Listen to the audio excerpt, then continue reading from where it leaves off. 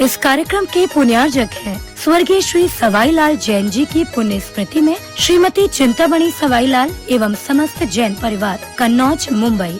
श्रीमती शांति देवी जैन, धर्मपत्नी स्वर्गीय श्री पदमचंद जैन जी, श्री उमेश चंद जैन, श्रीमती भारती जैन, श्री उत्कर्ष जैन, श्रीमती रूपाली जैन, प्रीशा जैन, ब्राह्मणी जैन एवं समस्त जैन परिवार।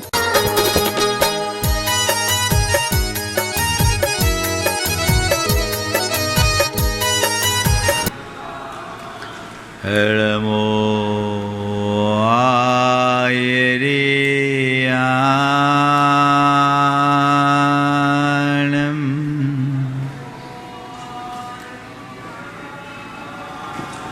नमो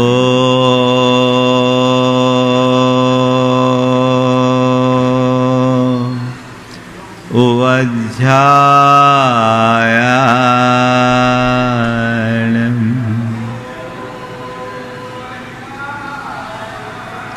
नमो लोये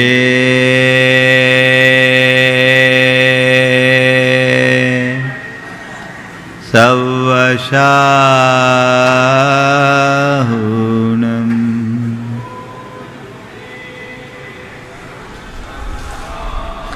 एसो पंचणमोयारो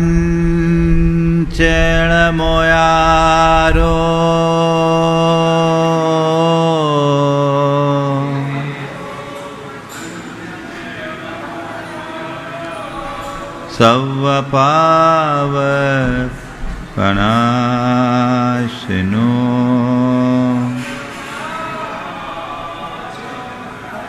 मंगलालं च सवेसिं पढ़ेमं हो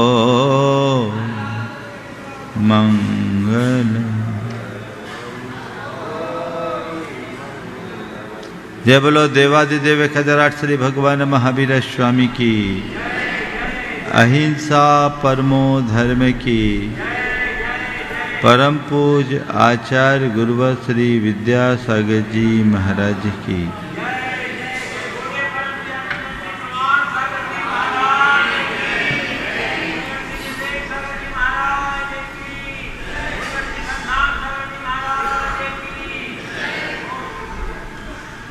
विगत दिनों हम सब लोगों ने बड़े उमंग और उल्लास के साथ भगवान महावीर स्वामी के जन्म कल्याणक को महावीर जयंती के रूप में मनाया।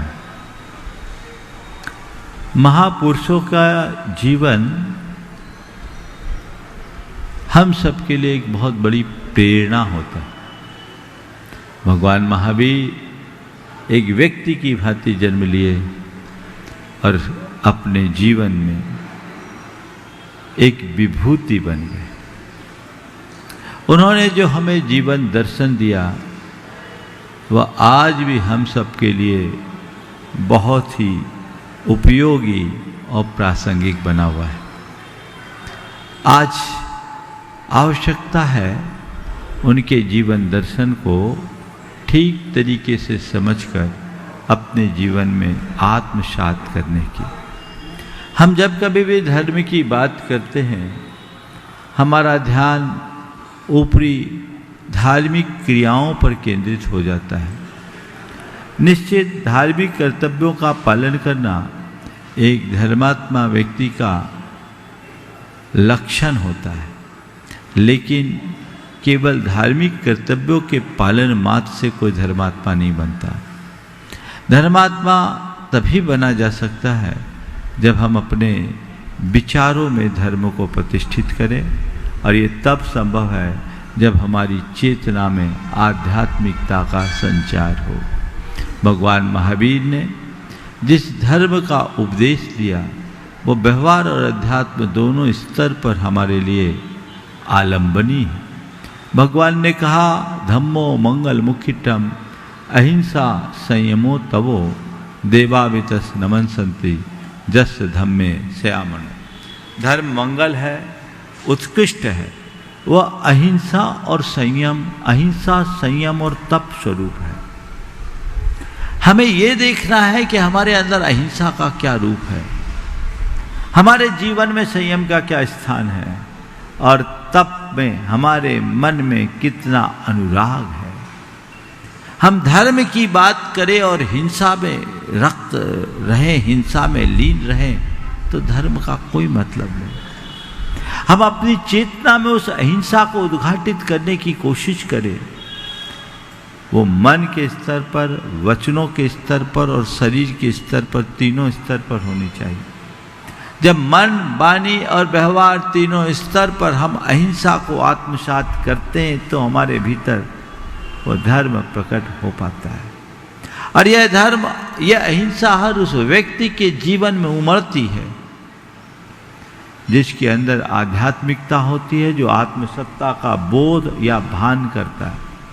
जैसे अपनी आत्मा की तरह जगत के सब प्राणियों की आत्मा का आभास होने लगता है, जो अपनी आत्मसत्ता को संसार के अन्य प्राणियों की आत्मसत्ता के साथ जोड़ करके देखता है, जो अपने अस्तित्व को और औरों के अस्तित्व को समान रूप से देखता है, जो स्व के अस्तित्व के साथ सर्व के अस्तित्व का अभिनंदन करता है, उसका हृदय संवेदनशील बन जाता है। और जिसके हृदय में संवेदनशीलता प्रकट हो जाती है, सच्चे अर्थों में वही अहिंसा में जीवन जी सकता है।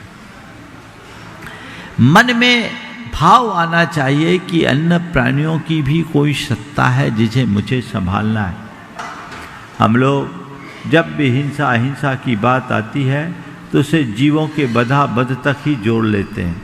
निश्चित जीवों का वध हिंसा है और जीवों का वध न करना अहिंसा है, लेकिन अहिंसा का और हिंसा और अहिंसा का संबंध केवल जीवों के मारने और न मारने तक सीमित नहीं है, वो हमारे विचारों और वाणी में भी आना चाहिए। किसी जीव को मारना तो हिंसा है ही,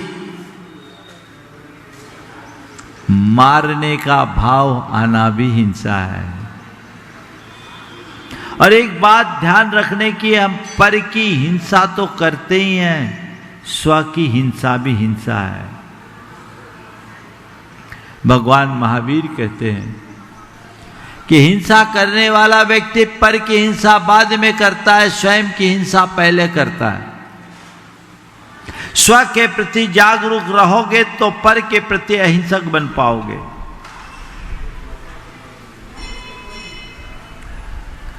भगवान कहते स्वयं आत्मा हिनस्तात्मा प्रमादवान पूर्वम प्राण्यंतराणाम तु पश्चात स्याद्वाद नवा बध।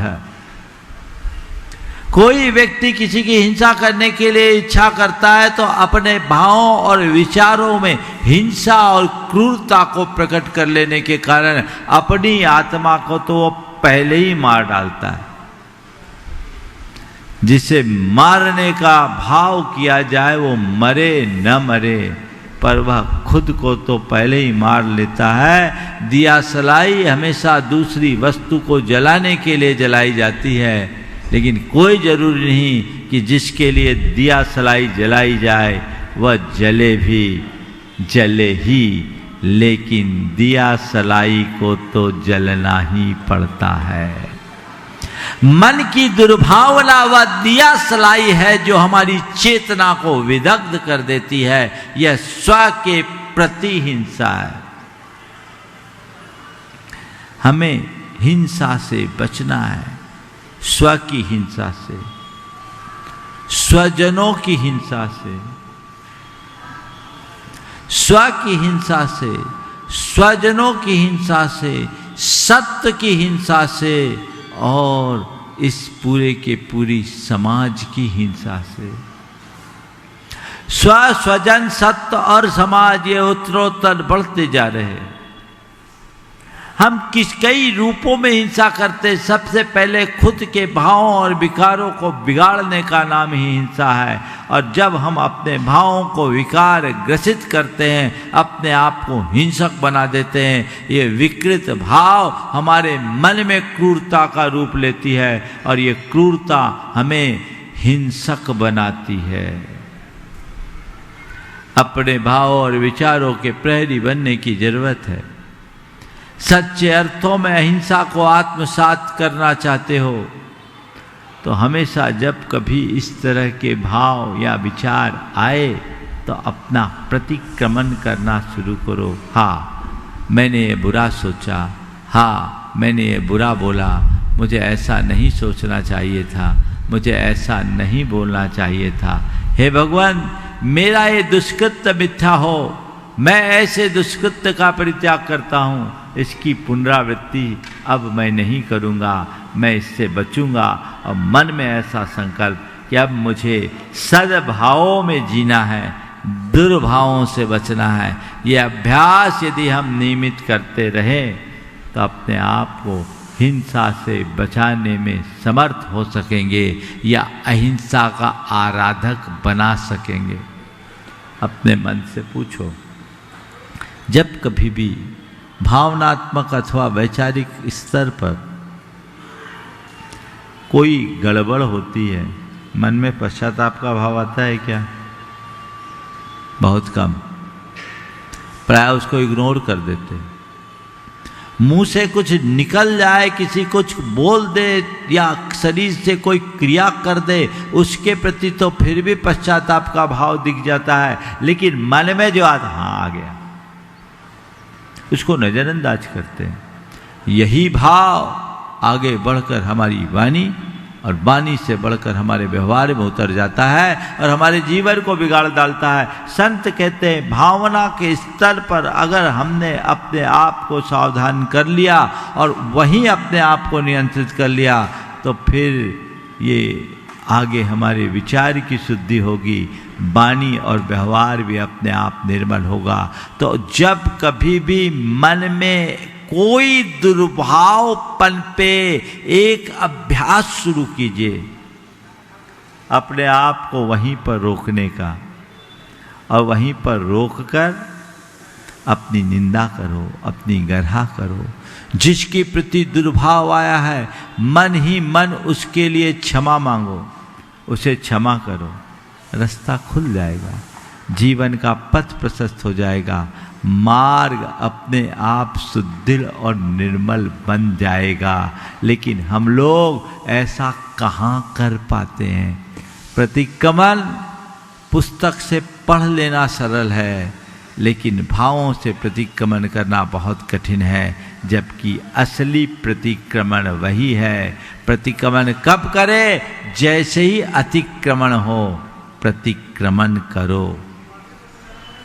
जहां भी हमें ऐसा लगे कि हम लीक से बाहर आए, अपने आप को सजग और सावधान कर दो और वहीं अपना प्रतिक्रमण करे, वहीं मन में पश्चाताप करे।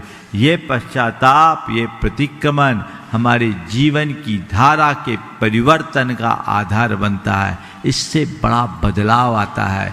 कई लोग धर्म तो कर लेते हैं, लेकिन उनके विचार, वाणी और व्यवहार में कोई परिवर्तन नहीं दिखता। तो ऐसा धर्म करके क्या पाओगे?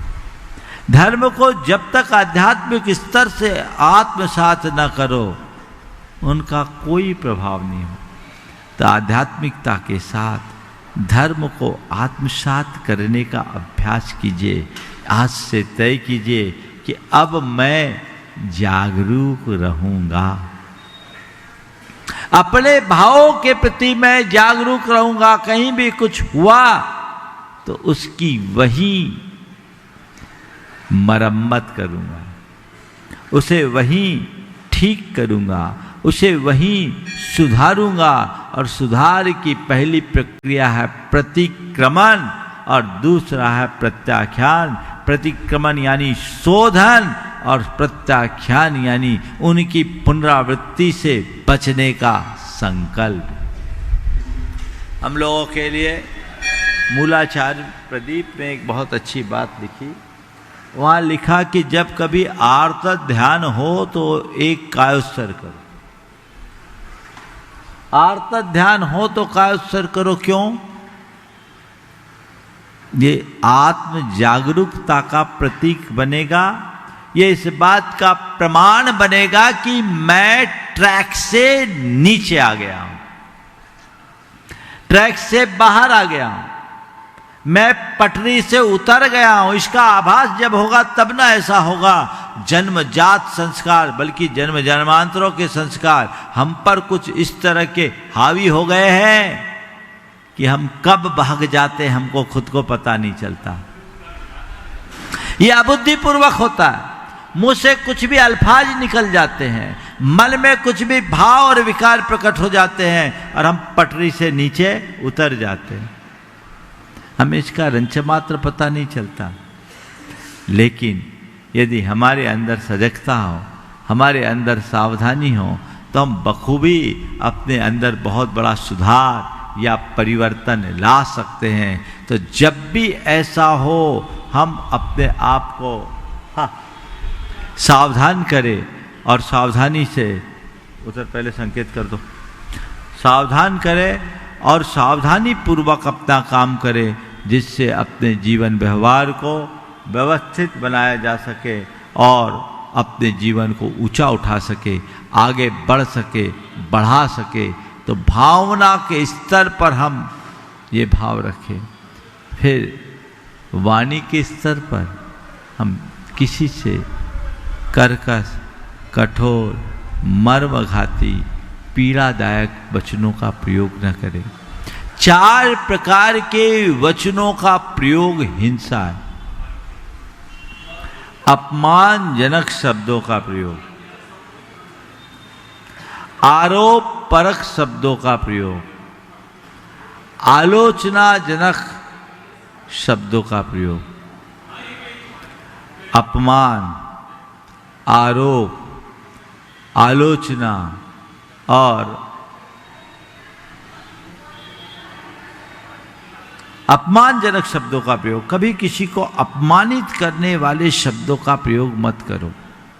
कई बार आप किसी का भी अपमान कर देते हैं।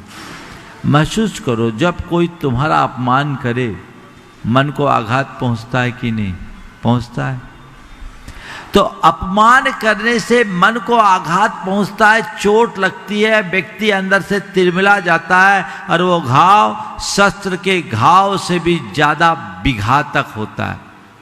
तो ऐसे अपमानजनक शब्दों का प्रयोग क्यों करो? ना किसी को अपमानित करो, ना अपमानजनक शब्दों का कभी भूल करके भी प्रयोग करो। यदि ये सावधानी और सजगता हो तो जीवन अपने आप बेहतर होगा। लेकिन लोग हैं कहाँ ऐसा कर पाते हैं। हम लोग कभी भी किसी का अपमान करने में कोई चूक नहीं करते। दरअसल अभिमानी व्यक्ति किसी का सम्मान करना नहीं जानता, वो सबका तिरस्कार करता है, खुद का मान चाहता है लेकिन औरों के मान का ख्याल नहीं करता। हम आज से तय करें, हम अपने मुख से कभी किसी का अपमान नहीं करेंगे और किसी का अपमान हो ऐसे शब्दों का प्रयोग नहीं करेंगे। जब कभी भी ऐसे वचन निकलने लगे तो तुरंत अपनी निंदा करो, मैंने गलत कर दिया, अब मुझे ऐसा नहीं करना, अब मैं इसे नहीं दोहराऊंगा। इसके प्रति सावधान हो जाओ, रास्ता प्रशस्त हो जाएगा, जीवन की धारा बदल जाएगी। ये लक्ष्य और ऐसी दृष्टि अपने अंतर मन में बना करके चलनी चाहिए। जब ऐसा कर ले तो जीवन अपने आप बेहतर होता है। आप इसका ध्यान रख सकते हैं। किसी की आलोचना नहीं करेंगे, बुराई, निंदा, ये हिंसा है।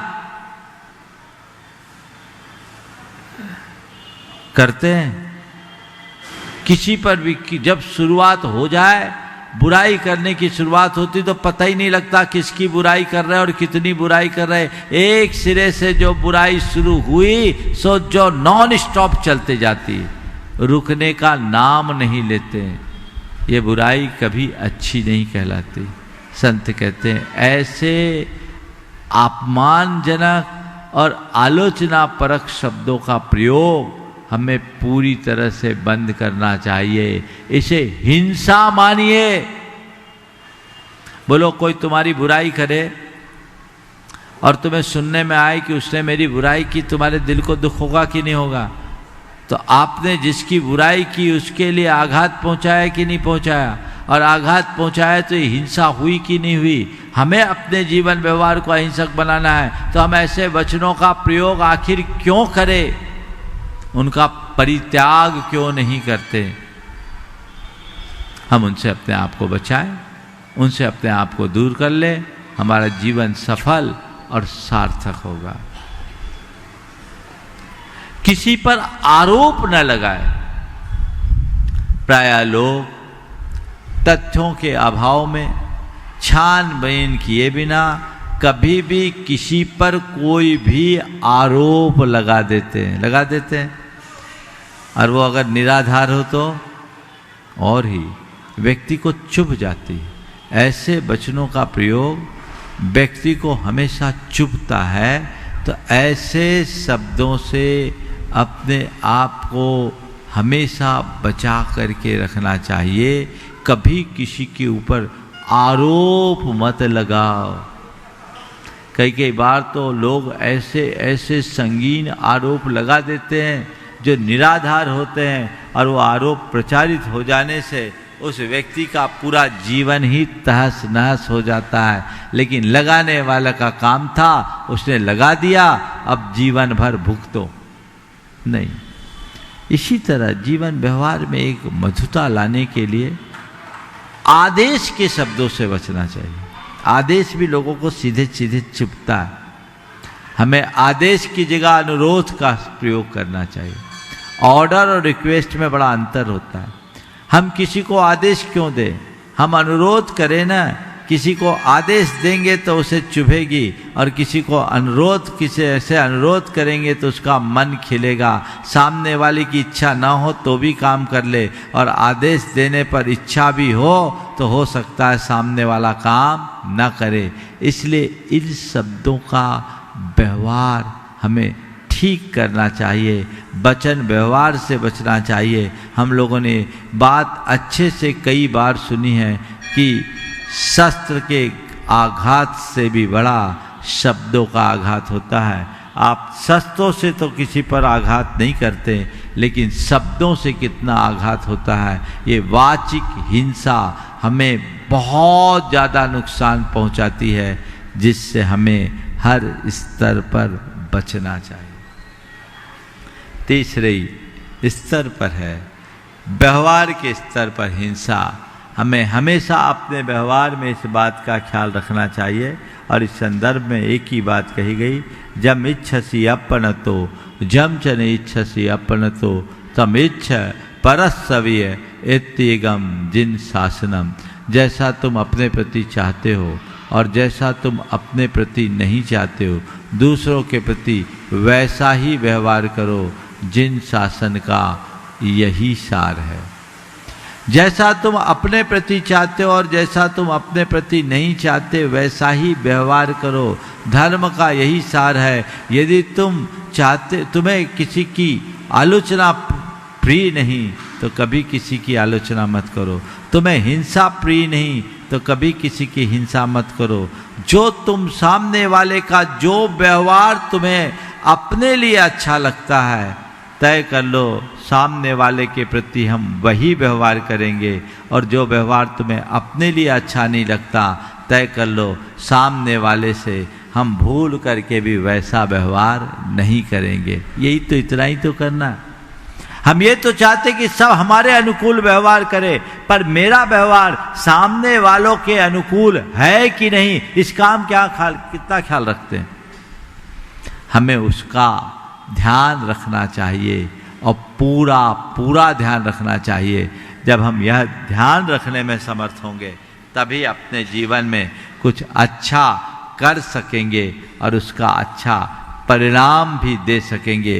वो हमें अपने लक्ष्य में रखना चाहिए। दूसरे स्तर पर है संयम। अहिंसा की पुष्टि संयम से ही होती। संयम भी हम अपने अंदर दो स्तर पर कर सकते हैं, एक अपने हिंसा से बचने में और दूसरा विकारों से बचने में। जब तक संयम नहीं तब तक अहिंसा नहीं।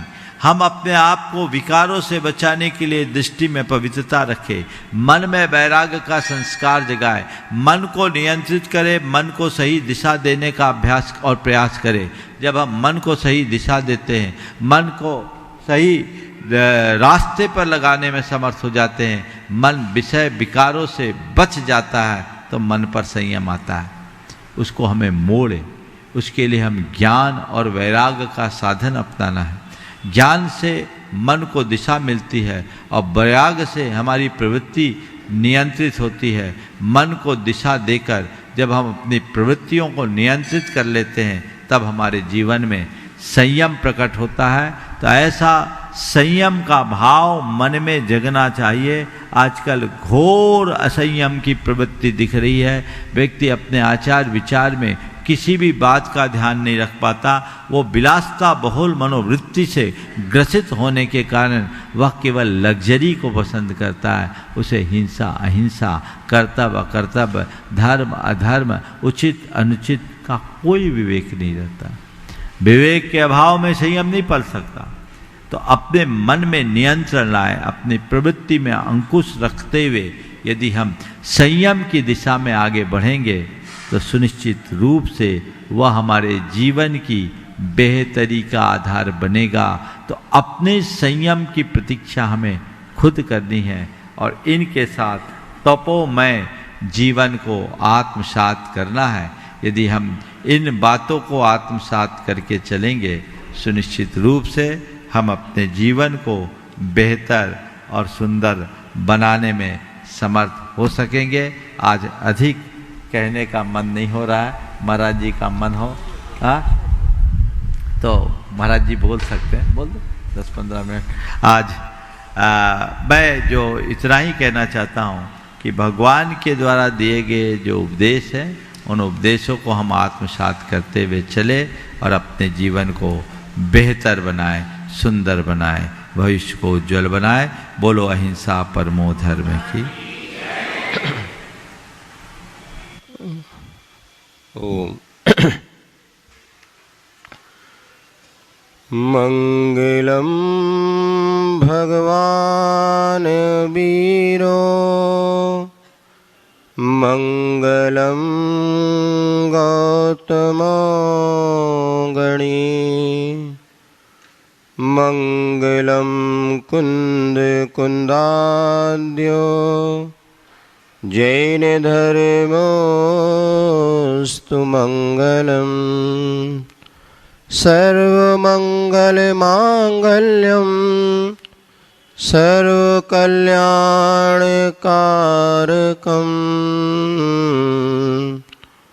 प्रधानम सर्वधर्माणां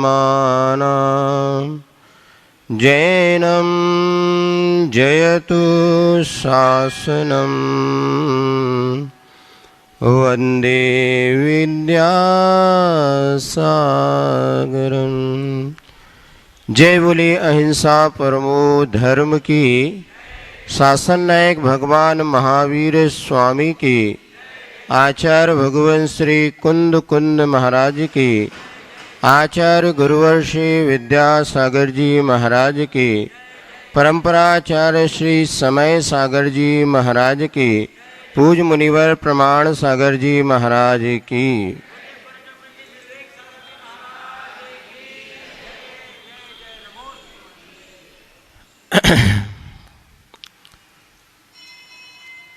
बहुत पहले गुरु जी के मुख से एक कहानी सुनी थी कि एक तालाब में एक कछुआ रहता था और कुछ हंस भी वहाँ पर रहते थे।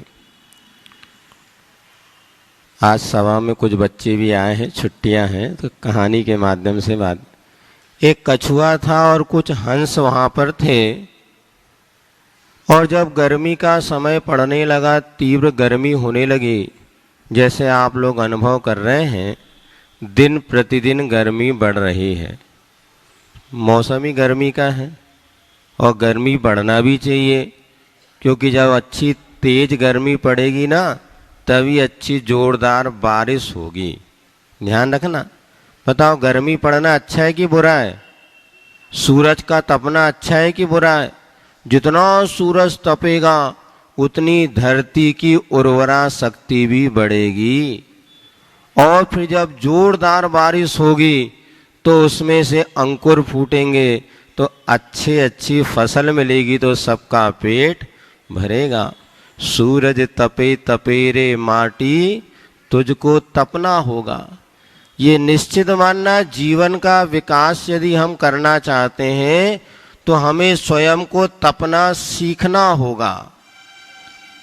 और कभी भी जो कष्ट हमारे जीवन में आते हैं ये हमेशा हमारे लिए हानिकारक नहीं होते, इससे हम और मजबूत बनते हैं। इसीलिए बचपन से ही हम लोगों को एक शिक्षा दी जाती थी, स्वावलंबन की शिक्षा। स्वावलंबन किसे कहते हैं? हर काम को अपने हाथ से करने की आदत। ये बचपन से सीखना चाहिए कि जैसे आपको प्यास लगी हो तो मम्मा पानी ले आओ, माँ को ऑर्डर देते नहीं, हम स्वयं उठ करके जाएं और अपने हाथ से पानी लेकर के पीना। अपने कपड़ों में भी जहाँ तक हो स्वयं उसको धोना। और जैसे आप लोगों ने रामायण देखी होगी, रामानंद से सीरियल आता था ना, उसमें राम लक्ष्मण शत्रुघ्न जब अपने गुरु के यहाँ पढ़ने गए तो क्या सीखा वहाँ पर? अपने हाथ से लकड़ी काट के लाते थे। देखा नहीं देखा आपने? सारे काम करते थे, और माता पिता के कामों में अपना सहयोग भी करना चाहिए। अपना काम अपने हाथ से करना सीखो। क्या कहा? अपना काम अपने हाथ से करना जितना आप सीखेंगे कभी भी आप दुखी नहीं रहेंगे, और जितने आप पराश्रित रहेंगे पग पग पर आपको दुख झेलना पड़ेगा। कहावत है, पराई सपने सुखनाई। हर काम अपने काम। अब भोजन बनाना, हाँ, हर बच्चों को भी भोजन बनाना सीखना चाहिए।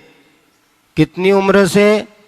8 वर्ष के जो बच्चे हो जाते हैं, जिनकी उम्र 8 वर्ष की हो गई ना, वो बेटा मुनि महाराज बन सकता है, और बेटी अगर है तो आरिका बन सकती है। पता है दीक्षा लेने की उम्र कितनी? 8 वर्ष अंतर्मूर्ति के बाद सम्यक दर्शन की भी योग्यता आ जाती है, और मुनि और आरिका भी बन सकते। तो ये छोटे छोटे कार्य क्या हम अपने हाथ से नहीं कर सकते? अभी गर्मी की छुट्टियां आने वाली हैं, तो जितने भी बच्चे हैं सबको एक मन बनाना कि आज हम माँ और पिताजी से कहेंगे कि इन छुट्टी में हमें आप खाना बनाना सिखाओ।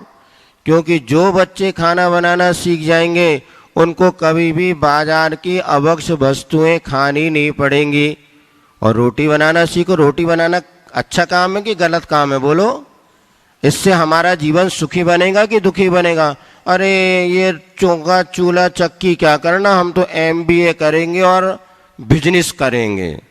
अरे ये MBA का पिताजी है। अच्छे मैनेजमेंट, रोटी बनाना, घर में अपना हर काम अपने हाथ से करने की कला सीखना। मम्मियाँ भी आजकल थोड़ी क्या हो गई हैं, बेटा तू तो पढ़ ले, दिन भर ट्यूशन पढ़ ले, स्कूल पढ़। नहीं, इनसे बच्चों का जीवन नहीं बनेगा। हर ग्रह कार्य में सुख कुशल होना। ये तो वहाँ पर सबको कहानी सुना रहे थे, वो जो तालाब की बात थी, तो वहाँ पे एक कछुआ था, हंस देख गर्मी पड़ने लगी। इतनी गर्मी पड़ी कि तालाब का पानी सूखने लगा, पूरा सूखने लगा।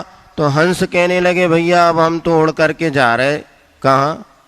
जहाँ पर पानी होगा उस तालाब में जाएंगे। अब कछुआ कहने लगा, भैया तुम दोनों तो चले जाओगे, मेरा क्या होगा? मैं तो बिन पानी के यहाँ पे तड़प तड़प के मर जाऊंगा। इतने दिन से मेरी और तुम्हारी दोस्ती थी, तुम मेरी कुछ मदद करो।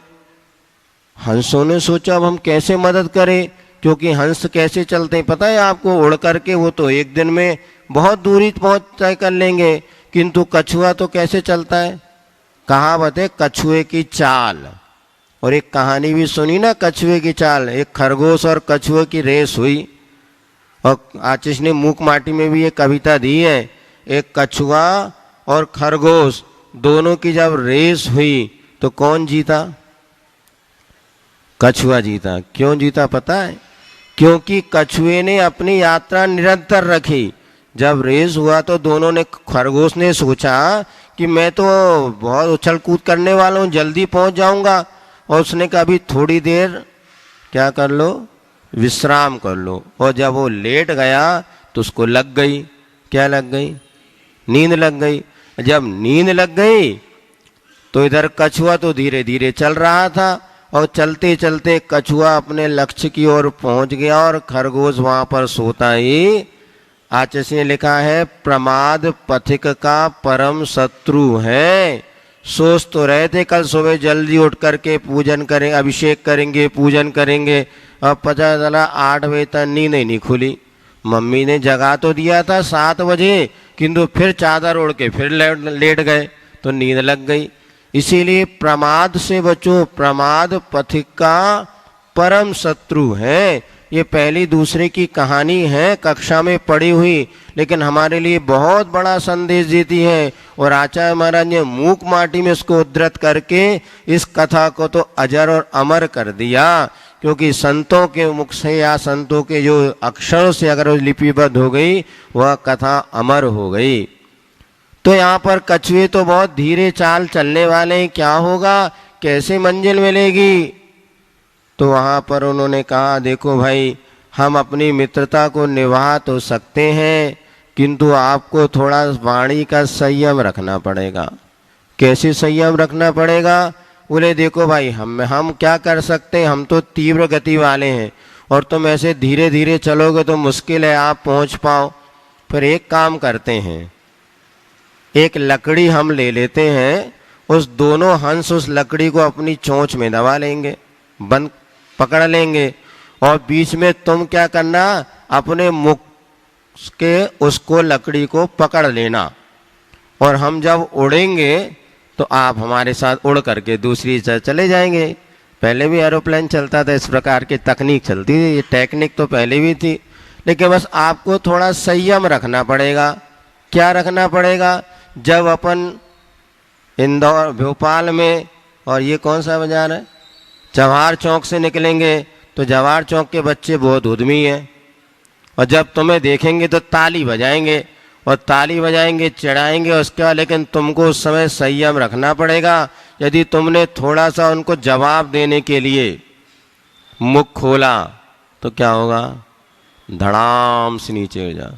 आज हम क्या समझते हैं, जो बच्चे जितने जल्दी जवाब देते हैं ना, वो उतने इंटेलिजेंट, होशियार। महाराज हमारा बच्चा तो इतना होशियार है, एक जब कहो फटाफट 4 जवाब देता है। और एक बच्चा ऐसा है जो 4 बातें सुन करके भी चुपचाप रहता है, धीरे से एक आध बात बोलता है। बताओ कौन सा बच्चा अच्छा माना जाएगा, जो 1 सुन के 4 जवाब दे, या 4 सुन के 1 बार धीरे से बोले? बोलो कौन सा अच्छा है? माताओं तुम ही बताओ, तुम्हारी सबसे ज़्यादा ख्वाहिश है कि हमारा बच्चा इतना होशियार हो जाए, बिल्कुल हर चीज़ में एक्सपर्ट। आचार्य कई बार कहते थे, माँ की तो अगर थोड़ी चले ना तो 10 साल में माँ बच्चे को कलेक्टर बना दे। वो तो अभी कानून है भैया, इतना पढ़ना पड़ेगा, नहीं तो माँ की तो ऐसी इच्छा है कि बिल्कुल 10 साल का हुआ नहीं बच्चा और सारी विद्या सीख ले, गूगल बॉय बन जाए, चाणक्य जैसा है ना वो सर। लेकिन ध्यान रखना, जितनी कम उम्र में यदि ज़्यादा बुद्धि का विकास हो रहा है, समझ लेना जल्दी पागल होने के लक्षण प्रकट हो रहे हैं। जैसे एक बच्चे के 10 वर्ष की उम्र यदि बच्चे की है, तो उसके शरीर का वजन कितना होना चाहिए बोलो? लगभग 20 या 25 किलो नॉर्मल। यदि उस बच्चे के शरीर का वजन 50 किलो हो जाए तो माँ को खुशी होगी कि टेंशन होगा? बोलो माताओं, टेंशन होगा ना।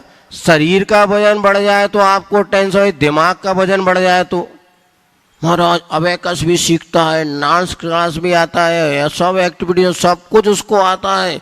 ध्यान रखना, ज़्यादा मत पढ़ा, मोर स्टडी मोर कन्फ्यूजन, बहुत जल्दी पागल होगा वो। फिर उसको जैसा शरीर बढ़ रहा है वैसा ही बुद्धि का विकास होना चाहिए। क्रम क्रम से बुद्धि का विकास होगा तो आपके बेटा बेटी सुरक्षित रहेंगे, नहीं तो इतने लायक बन जाएंगे आपको ही नालायक घोषित कर देंगे। आजकल यही हो रहा है, बच्चों में इतना ज़्यादा आपने ज्ञान पहुंचा दिया, अब उनको लगता है मम्मी पापा तो बैकवर्ड है, इनको क्या समझ में आता है, हमसे पूछो जिंदगी कैसी जीना, हमसे पूछो कैसे मोबाइल चलाना, हमसे पूछो क्या करना है। ये जिंदगी बच्चों के लिए दुखदायक बन जाए, इसीलिए हमेशा ध्यान रखो। समस्या तो यही है, हम शरीर का वजन बढ़ जाता है तो दुखी हो जाते हैं और डॉक्टर की सलाह लेते हैं, लेकिन बच्चा होशियार ज़्यादा हो जाए तो बहुत खुश होते कि महाराज हमारा बच्चा इतनी कम उम्र में इतना ज़्यादा होशियार हो गया, दुनिया की चीज़ बताने लगा। ध्यान रखना, कम उम्र में अधिक ज्ञान भी हानिकारक हो सकता है। ज्ञान कैसा होना चाहिए, जो कि जीवन में उतरता चला जाए। जैसा कि आपने ये महाभारत में बताते हैं, जो अर्जुन युधिष्ठिर आदि 5 भाई थे, और जब वे गुरुकुल में शिक्षा के लिए गए तो वहाँ पर गुरुजी ने उनको कहा एक पाठ याद करके आना। कौन सा पाठ याद करना? क्रोध नहीं करना, क्योंकि क्रोध क्या होता है, उस अंगार के समान है जो यदि कोई अंगार को फेंकेगा तो दूसरे का हाथ जले अथवा ना जले, किंतु स्वयं का हाथ तो जल ही जाता है।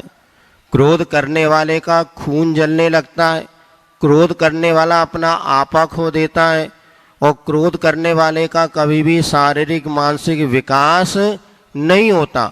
तो सबसे बड़ा शत्रु कौन हो गया? क्रोध। तो हमें क्रोध नहीं करना। किसने पढ़ाया था? द्रोणाचार्य जी ने, या उनके गुरु जो थे, उन्होंने बताया, बच्चों को पढ़ाया क्रोध नहीं करना। और दूसरे दिन सब बच्चे आए, बोले बोलो बच्चों पाठ याद हो गया? सबने कहा हाँ गुरुजी याद हो गया। कल क्या पढ़ाया था? क्रोध नहीं करना। सबने जवाब दे दिया। युधिष्ठिर चुपचाप बैठे, बोले तुम बताओ क्या पढ़ाया था? बोले गुरुजी मुझे पाठ याद हुआ नहीं। है गुरुजी डांट लगाई, इतना होशियार बच्चा इतना सा याद नहीं कर पाया, चलो खड़े हो जाओ, कान पकड़ के उठक बैठक लगाओ। अब बताओ, कान पकड़ के उठक बैठक लगाना बच्चों के लिए फायदेमंद है कि हानिकारक? फायदेमंद है। कान जब पकड़ते ना, जब कान खींचते हैं तो इससे बुद्धि का विकास होता है।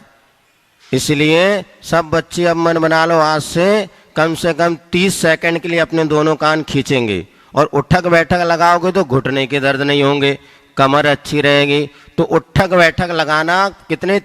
1 मिनट तक। बच्चों के बाप भी लगा सकते हैं, क्योंकि उनके बाद मम्मी को भी कहो सब, तो कम से कम बुद्धि अच्छी चलेगी।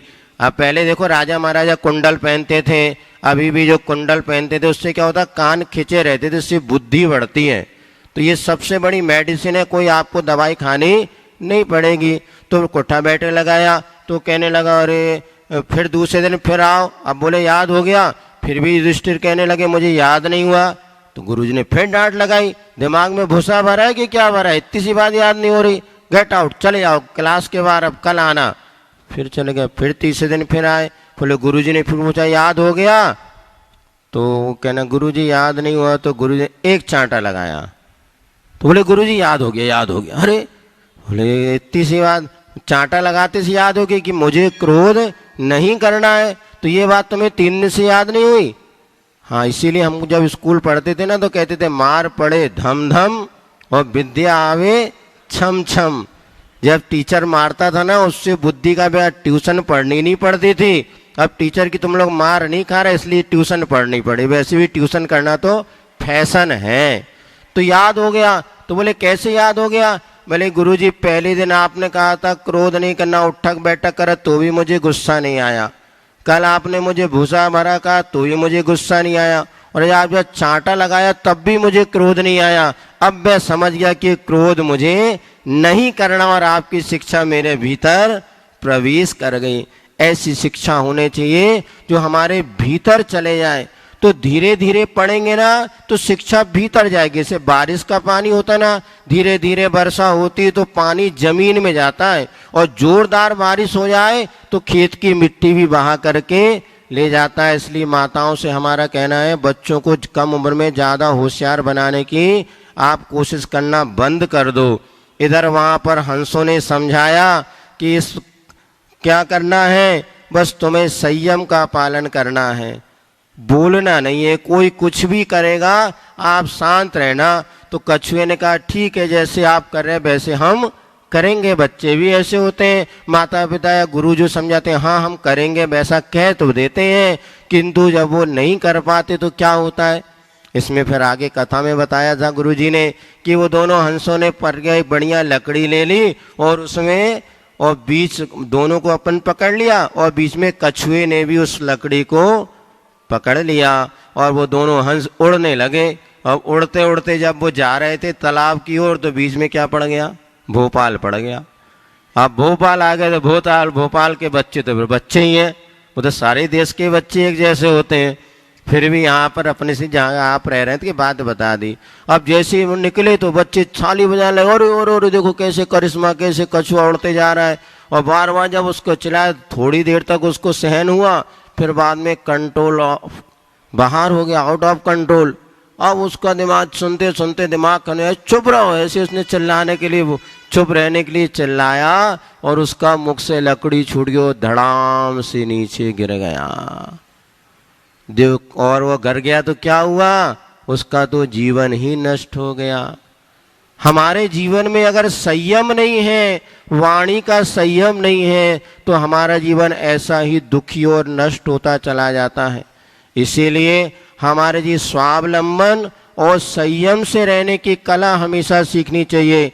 हमारे यहाँ जैनाचार्यों ने बचपन से बच्चों में संयम कैसे पले तो 3 बातें बताई थी। एक तो रात्रि में भोजन नहीं करना, पानी छान के पीना और प्रतिदिन देव दर्शन करना। इन बातों को अगर हमने से अभ्यास किया और पुरुषार्थ पूर्वक यदि हमने जैन कुल में जन्म लिया है तो हम कौन कहलाते हैं? जैनी। जैन किसे कहते हैं? जो जैन कुल परंपरा से अपने कहना चाहिए जो आचरण हमें मिला है इसका जो पालन करता है वो जैनी कहलाता है। तो नाम के जैन हैं कि काम के जैन है? बोलो, हमें नाम के जैन बनना कि काम के जैन बनना? काम के जैन बनना, सच्चे जैनी बनना है तो रात्रि में भोजन नहीं करना। मन बना लो, महाराज रात में भूख लगेगी तो, अरे कैसे लगेगी? आप मन को कहोगे मुझे रात में नहीं खाना, देखना भूख नहीं लगती। हमको कभी शाम को भूख नहीं लगती। क्यों नहीं लगती? मुनि महाराज के दर्शन किए ना आपने? मुनि महाराज कितने बार भोजन करते बताओ? एक बार भोजन हो। पानी कितने बार पीते? अब इतनी गर्मी में आप लोग ठंडाई पानी सब कुछ पीते, मुनि महाराज एक बार पानी पी करके और अपना जीवन चला सकते हैं। तो अपन देखो ना, हम जिन गुरुजी की दर्शन कर रहे हैं, गुरुजी की वंदना कर रहे हैं, जब वो एक बार पानी पी करके 24 घंटे चला सकते हैं तो क्या हम शाम को 7 बजे तक भोजन पानी लेकर के रात्रि में भोजन का त्याग नहीं कर सकते क्या? कोई बात नहीं, पूरा छोटे बच्चे भोजन नहीं त्याग करो तो रात में भोजन का त्याग कर दो, फल ले सकते हैं, नारियल पानी ले लो। ये सब अपन संयम पालन करेंगे तो विद्यार्थी जीवन में आनंद भी आएगा। तो सबसे पहला है कि हमें रात्रि में भोजन नहीं करना। नहीं महाराज स्कूल की छुट्टी 2:30 बजे होती है, अब क्या करें? पहला भोजन ही हम 3 बजे करते हैं, गलत काम। मम्मी से कहो, माता पिता को जब बच्चा स्कूल जाए तो उसके भरपेट भोजन करा के स्कूल भेजो। महाराज 8 बजे, हाँ 8 बजे बच्चा स्कूल जाता है, 7:30 बजे भोजन कराओ। 7:30 बजे जाता है तो 7 बजे भोजन, भर पेट भोजन, नाश्ता नहीं। नाश्ता दोपहर को करे, शाम को 3 बजे आए, खेले कूदे, 5 बजे अंतव करे, तो निश्चित उसका जीवन अच्छा बनेगा। आज हमारे जैनत का मूलभूत संस्कार जो रात में भोजन नहीं करना वही नष्ट हो रहा है, और वो जब नष्ट हो गया तो सारी की सारी परंपराएं नष्ट होती चली जाएंगी। इसलिए हर माता पिता को एक संकल्प करना चाहिए, हम बच्चों को जहाँ भी पढ़ाएं, जैसा भी पढ़ाएं, लेकिन उसको समय पर सबसे पहले भोजन कराइए। नाश्ता करने की हमारे यहाँ कोई परंपरा नहीं है, कोई आगम। सबसे पहले भोजन करो, दोपहर को नाश्ता करो, शाम को 5-6 बजे तक अंथऊ कर लो, फिर देखो जीवन आपका कैसा आनंदमय बनेगा। हम अपने जीवन को संयम में बनाएं और जीवन आनंदित बसे इसी मंगल भावना के साथ। बोली भगवान महावीर स्वामी की। जिन वाणी के ज्ञान से सूझे लोकालोक, सो वाणी मस्तक नमो सदा दे त्वय जोग। हे जिनवाणी भारती माँ तोय जपो दिन रैन, जो तेरी शरणा गए सो पावे सुख चैन। देव भजो अरिहंत को गुरु सेवा निर्गन, दया धर्म पालो सदा यही मोक्ष का अपन कायु सरगम करो।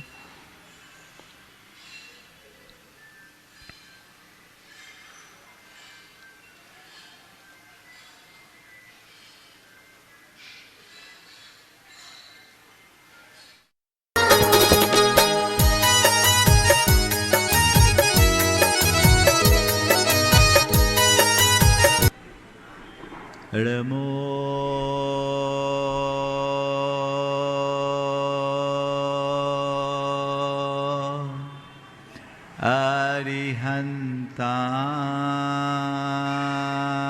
अरिहन्ताणम्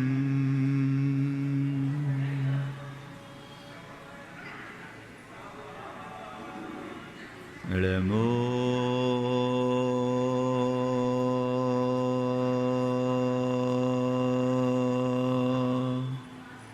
सिद्धाणम्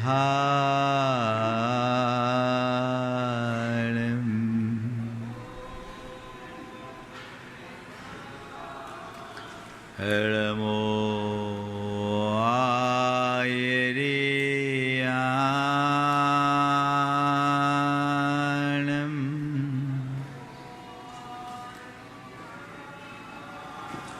ळमो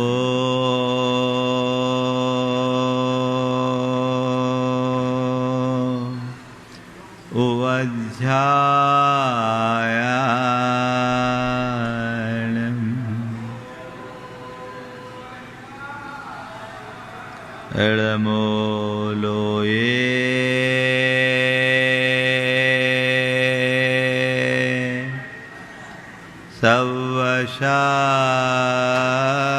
सवशाहुनम्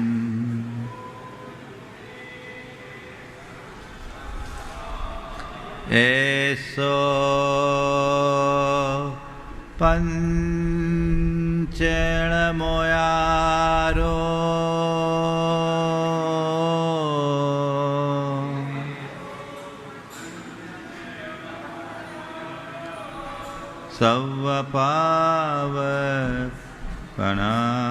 सवपावपनाशिनो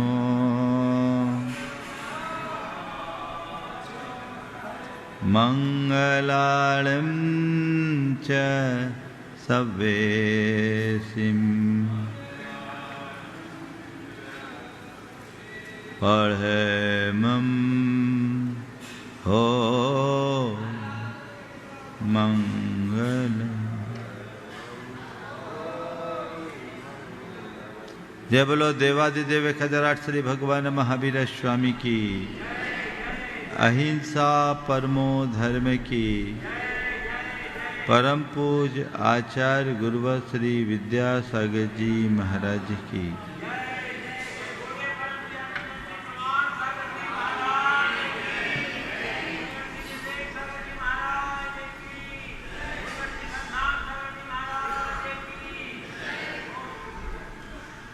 विगत दिनों हम सब लोगों ने बड़े उमंग और उल्लास के साथ भगवान महावीर स्वामी के जन्म कल्याणक को महावीर जयंती के रूप में मनाया। महापुरुषों का जीवन हम सबके लिए एक बहुत बड़ी प्रेरणा होता है। भगवान महावीर एक व्यक्ति की भांति जन्म लिए और अपने जीवन में एक विभूति बन गए। उन्होंने जो हमें जीवन दर्शन दिया वह आज भी हम सबके लिए बहुत ही उपयोगी और प्रासंगिक बना हुआ है। आज आवश्यकता है उनके जीवन दर्शन को ठीक तरीके से समझकर अपने जीवन में आत्मसात करने की। हम जब कभी भी धर्म की बात करते हैं हमारा ध्यान ऊपरी धार्मिक क्रियाओं पर केंद्रित हो जाता है। निश्चित धार्मिक कर्तव्यों का पालन करना एक धर्मात्मा व्यक्ति का लक्षण होता है। लेकिन केवल धार्मिक कर्तव्यों के पालन मात्र से कोई धर्मात्मा नहीं बनता। धर्मात्मा तभी बना जा सकता है जब हम अपने विचारों में धर्म को प्रतिष्ठित करें, और ये तब संभव है जब हमारी चेतना में आध्यात्मिकता का संचार हो। भगवान महावीर ने जिस धर्म का उपदेश दिया वो व्यवहार और अध्यात्म दोनों स्तर पर हमारे लिए आलंबनी है। भगवान ने कहा, धम्मो मंगल मुखिटम अहिंसा संयमो तवो देवावितस नमनसंति जस धम्मे श्यामनो। धर्म मंगल है, उत्कृष्ट है, वह अहिंसा और संयम, अहिंसा संयम और तप स्वरूप है। हमें यह देखना है कि हमारे अंदर अहिंसा का क्या रूप है, हमारे जीवन में संयम का क्या स्थान है, और तप में हमारे मन में कितना अनुराग है। हम धर्म की बात करें और हिंसा में रक्त रहें, हिंसा में लीन रहें, तो धर्म का कोई मतलब नहीं। हम अपनी चेतना में उस अहिंसा को उद्घाटित करने की कोशिश करें। वो मन के स्तर पर, वचनों के स्तर पर और शरीर के स्तर पर, तीनों स्तर पर होनी चाहिए। जब मन, वाणी और व्यवहार तीनों स्तर पर हम अहिंसा को आत्मसात करते हैं तो हमारे भीतर वो धर्म प्रकट हो पाता है। और यह धर्म, यह अहिंसा हर उस व्यक्ति के जीवन में उमड़ती है जिसके अंदर आध्यात्मिकता होती है, जो आत्मसत्ता का बोध या भान करता है। जैसे अपनी आत्मा की तरह जगत के सब प्राणियों की आत्मा का आभास होने लगता है, जो अपनी आत्मसत्ता को संसार के अन्य प्राणियों की आत्मसत्ता के साथ जोड़ करके देखता है, जो अपने अस्तित्व को और औरों के अस्तित्व को समान रूप से देखता है, जो स्व के अस्तित्व के साथ सर्व के अस्तित्व का अभिनंदन करता है, उसका हृदय संवेदनशील बन जाता है, और जिसके हृदय में संवेदनशीलता प्रकट हो जाती है, सच्चे अर्थों में वही अहिंसा में जीवन जी सकता है। मन में भाव आना चाहिए कि अन्य प्राणियों की भी कोई सत्ता है जिसे मुझे संभालना है। हम लोग जब भी हिंसा अहिंसा की बात आती है तो उसे जीवों के बधा बध तक ही जोड़ लेते हैं। निश्चित जीवों का वध हिंसा है और जीवों का वध न करना अहिंसा है, लेकिन अहिंसा का और हिंसा और अहिंसा का संबंध केवल जीवों के मारने और न मारने तक सीमित नहीं है, वो हमारे विचारों और वाणी में भी आना चाहिए। किसी जीव को मारना तो हिंसा है ही, मारने का भाव आना भी हिंसा है। और एक बात ध्यान रखने की, हम पर की हिंसा तो करते ही हैं, स्व की हिंसा भी हिंसा है। भगवान महावीर कहते हैं कि हिंसा करने वाला व्यक्ति पर की हिंसा बाद में करता है, स्वयं की हिंसा पहले करता है। स्व के प्रति जागरूक रहोगे तो पर के प्रति अहिंसक बन पाओगे।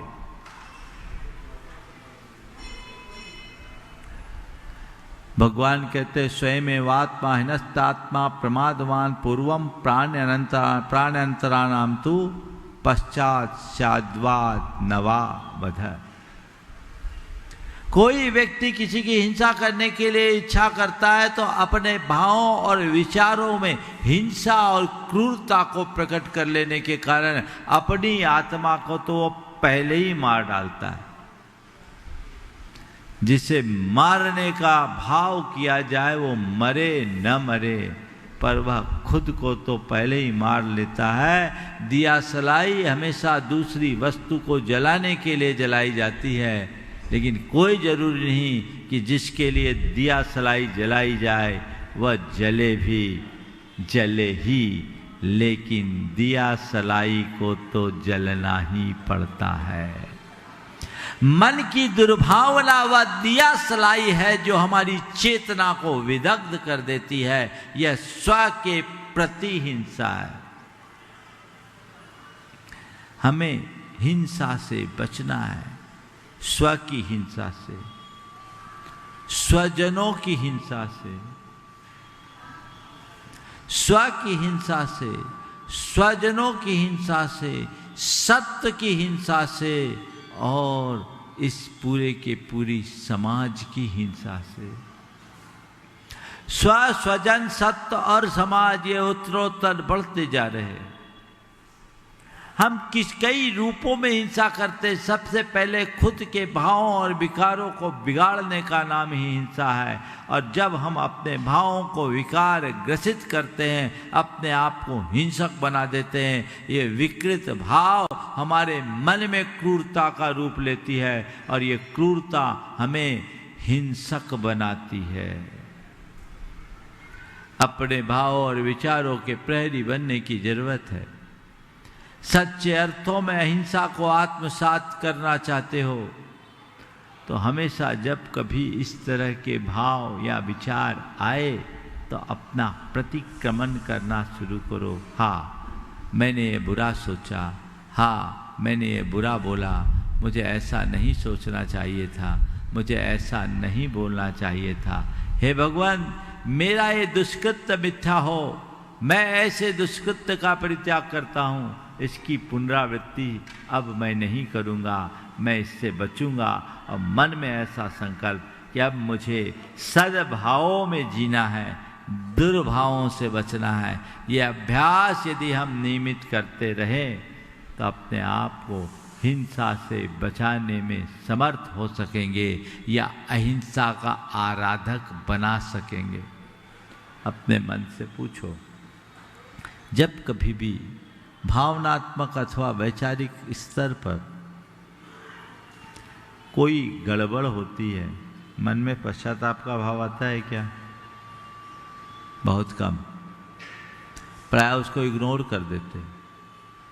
मुंह से कुछ निकल जाए, किसी कुछ बोल दे या शरीर से कोई क्रिया कर दे, उसके प्रति तो फिर भी पश्चाताप का भाव दिख जाता है, लेकिन मन में जो आता, हाँ आ गया, उसको नजरअंदाज करते हैं। यही भाव आगे बढ़कर हमारी वाणी और वाणी से बढ़कर हमारे व्यवहार में उतर जाता है और हमारे जीवन को बिगाड़ डालता है। संत कहते हैं, भावना के स्तर पर अगर हमने अपने आप को सावधान कर लिया और वहीं अपने आप को नियंत्रित कर लिया तो फिर ये आगे हमारे विचार की शुद्धि होगी, वाणी और व्यवहार भी अपने आप निर्मल होगा। तो जब कभी भी मन में कोई दुर्भाव पनपे, एक अभ्यास शुरू कीजिए अपने आप को वहीं पर रोकने का, और वहीं पर रोककर अपनी निंदा करो, अपनी गर्हा करो। जिसके प्रति दुर्भाव आया है, मन ही मन उसके लिए क्षमा मांगो, उसे क्षमा करो, रास्ता खुल जाएगा, जीवन का पथ प्रशस्त हो जाएगा, मार्ग अपने आप सुदृढ़ और निर्मल बन जाएगा। लेकिन हम लोग ऐसा कहाँ कर पाते हैं? प्रतिक्रमण पुस्तक से पढ़ लेना सरल है, लेकिन भावों से प्रतिक्रमण करना बहुत कठिन है। जबकि असली प्रतिक्रमण वही है। प्रतिक्रमण कब करे? जैसे ही अतिक्रमण हो, प्रतिक्रमण करो। जहां भी हमें ऐसा लगे कि हम लीक से बाहर आए, अपने आप को सजग और सावधान कर दो और वहीं अपना प्रतिक्रमण करे, वहीं मन में पश्चाताप करे। ये पश्चाताप, ये प्रतिक्रमण हमारे जीवन की धारा के परिवर्तन का आधार बनता है। इससे बड़ा बदलाव आता है। कई लोग धर्म तो कर लेते हैं, लेकिन उनके विचार, वाणी और व्यवहार में कोई परिवर्तन नहीं दिखता। तो ऐसा धर्म करके क्या पाओगे? धर्म को जब तक आध्यात्मिक स्तर से आत्मसात न करो, उनका कोई प्रभाव नहीं हो। तो आध्यात्मिकता के साथ धर्म को आत्मसात करने का अभ्यास कीजिए।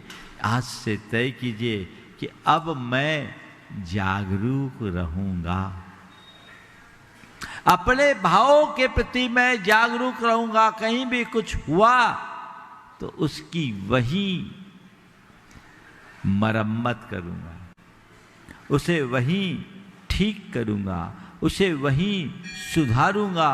और सुधार की पहली प्रक्रिया है प्रतिक्रमण और दूसरा है प्रत्याख्यान। प्रतिक्रमण यानी शोधन और प्रत्याख्यान यानी उनकी पुनरावृत्ति से बचने का संकल्प। हम लोगों के लिए मूलाचार्य प्रदीप में एक बहुत अच्छी बात लिखी। वहाँ लिखा कि जब कभी आर्त ध्यान हो तो एक कायोत्सर्ग करो। आर्त ध्यान हो तो कायोत्सर्ग करो। क्यों? ये आत्म जागरूकता का प्रतीक बनेगा।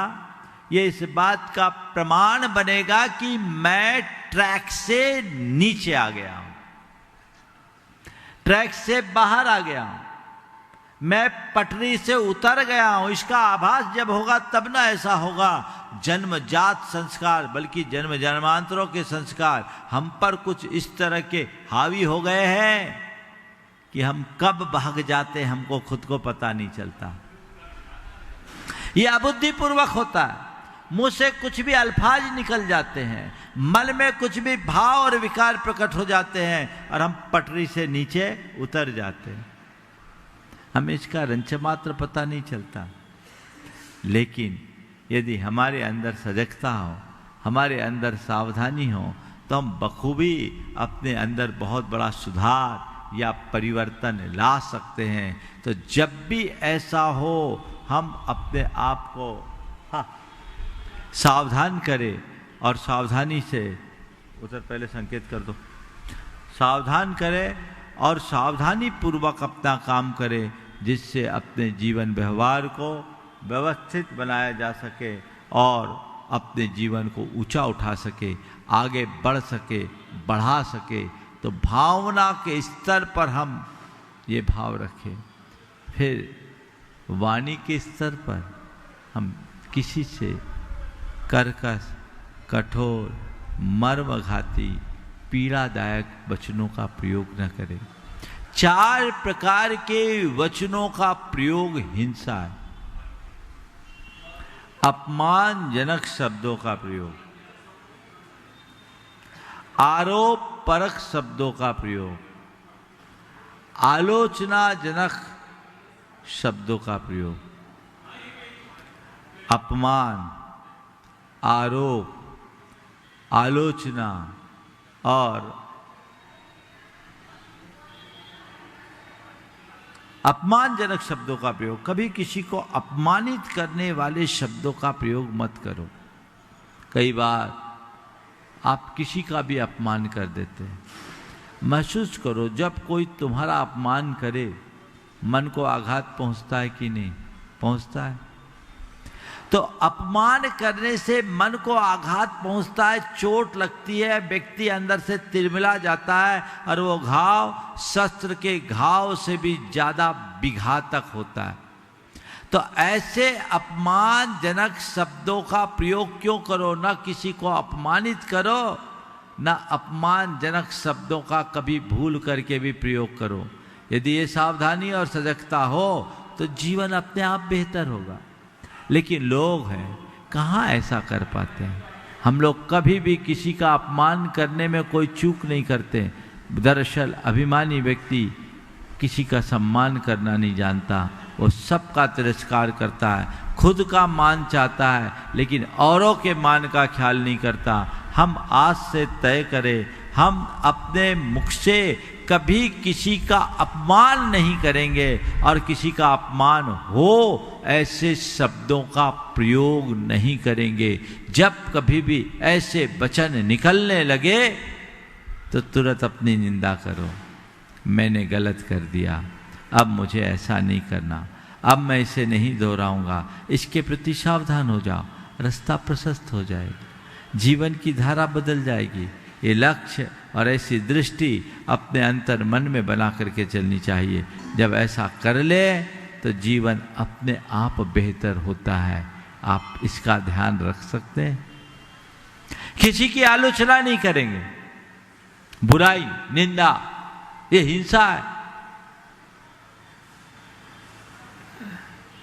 करते हैं किसी पर भी जब शुरुआत हो जाए बुराई करने की शुरुआत होती तो पता ही नहीं लगता किसकी बुराई कर रहे हैं और कितनी बुराई कर रहे हैं। एक सिरे से जो बुराई शुरू हुई सो जो नॉन स्टॉप चलते जाती, रुकने का नाम नहीं लेते। ये बुराई कभी अच्छी नहीं कहलाती। संत कहते हैं ऐसे अपमानजनक और आलोचना परक शब्दों का प्रयोग हमें पूरी तरह से बंद करना चाहिए। इसे हिंसा मानिए। बोलो कोई तुम्हारी बुराई करे और तुम्हें सुनने में आए कि उसने मेरी बुराई की, तुम्हारे दिल को दुख होगा कि नहीं होगा? तो आपने जिसकी बुराई की उसके लिए आघात पहुंचाया कि नहीं पहुंचाया? और आघात पहुंचाया तो ये हिंसा हुई कि नहीं हुई? हमें अपने जीवन व्यवहार को अहिंसक बनाना है तो हम ऐसे वचनों का प्रयोग आखिर क्यों करें? उनका परित्याग क्यों नहीं करते? हम उनसे अपने आप को बचाएं, उनसे अपने आप को दूर कर ले, हमारा जीवन सफल और सार्थक होगा। किसी पर आरोप न लगाए। प्रायः लोग तथ्यों के अभाव में छानबीन किए बिना कभी भी किसी पर कोई भी आरोप लगा देते हैं और वो अगर निराधार हो तो और ही व्यक्ति को चुभ जाती है। ऐसे वचनों का प्रयोग व्यक्ति को हमेशा चुभता है।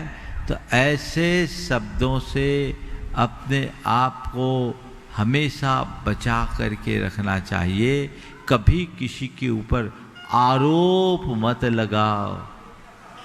कई बार तो लोग ऐसे ऐसे संगीन आरोप लगा देते हैं जो निराधार होते हैं और वो आरोप प्रचारित हो जाने से उस व्यक्ति का पूरा जीवन ही तहस नहस हो जाता है। लेकिन लगाने वाला का काम था, उसने लगा दिया, अब जीवन भर भुगतो नहीं। इसी तरह जीवन व्यवहार में एक मधुरता लाने के लिए आदेश के शब्दों से बचना चाहिए। आदेश भी लोगों को सीधे सीधे चुभता है। हमें आदेश की जगह अनुरोध का प्रयोग करना चाहिए। ऑर्डर और रिक्वेस्ट में बड़ा अंतर होता है। हम किसी को आदेश क्यों दें? हम अनुरोध करें ना। किसी को आदेश देंगे तो उसे चुभेगी और किसी को अनुरोध, किसी ऐसे अनुरोध करेंगे तो उसका मन खिलेगा।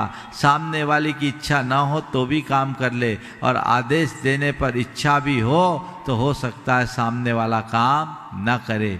इसलिए इन शब्दों का व्यवहार हमें ठीक करना चाहिए, वचन व्यवहार से बचना चाहिए। हम लोगों ने बात अच्छे से कई बार सुनी है कि शस्त्र के आघात से भी बड़ा शब्दों का आघात होता है।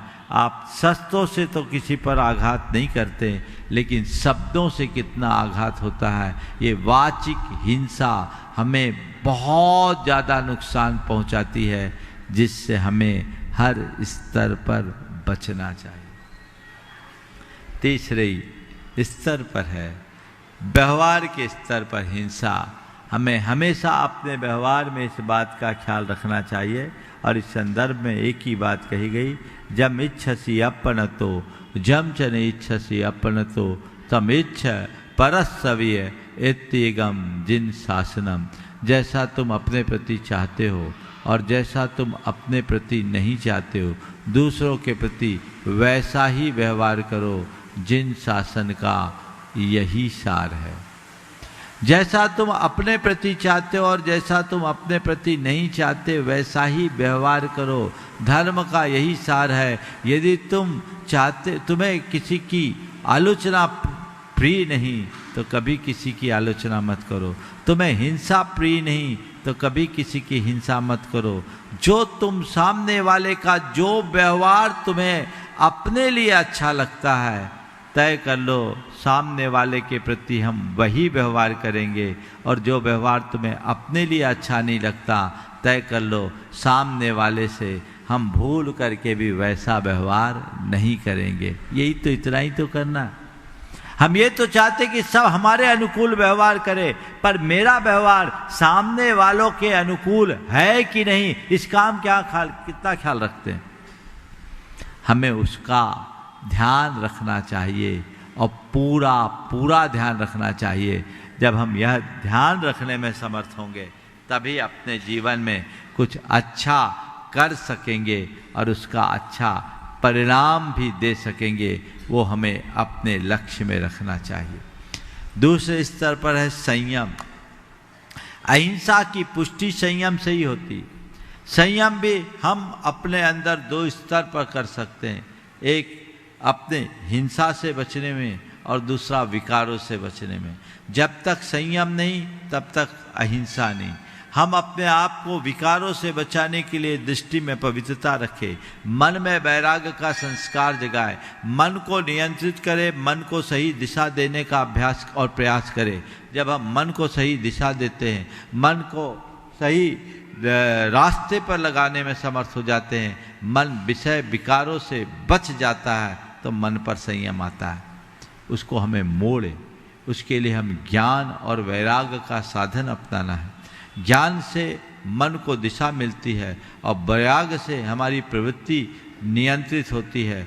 मन को दिशा देकर जब हम अपनी प्रवृत्तियों को नियंत्रित कर लेते हैं तब हमारे जीवन में संयम प्रकट होता है। तो ऐसा संयम का भाव मन में जगना चाहिए।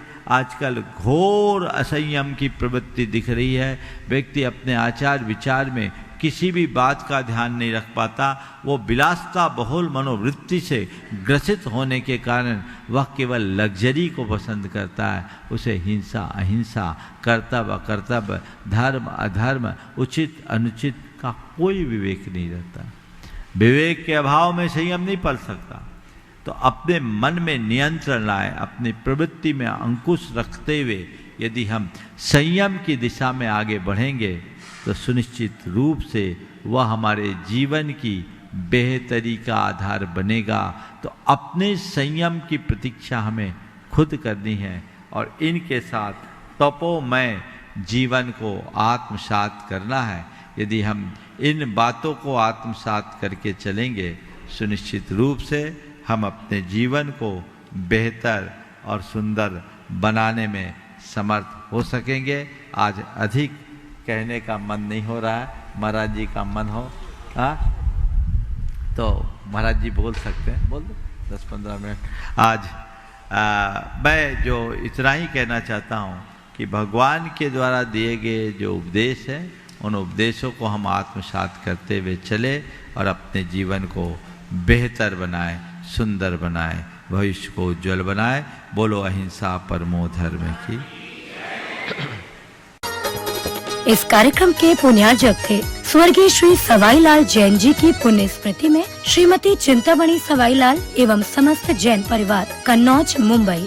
श्रीमती शांति देवी जैन, धर्मपत्नी स्वर्गीय श्री पदमचंद जैन जी, श्री उमेश चंद जैन, श्रीमती भारती जैन, श्री उत्कर्ष जैन, श्रीमती रूपाली जैन, प्रीशा जैन, ब्राह्मणी जैन एवं समस्त जैन परिवार।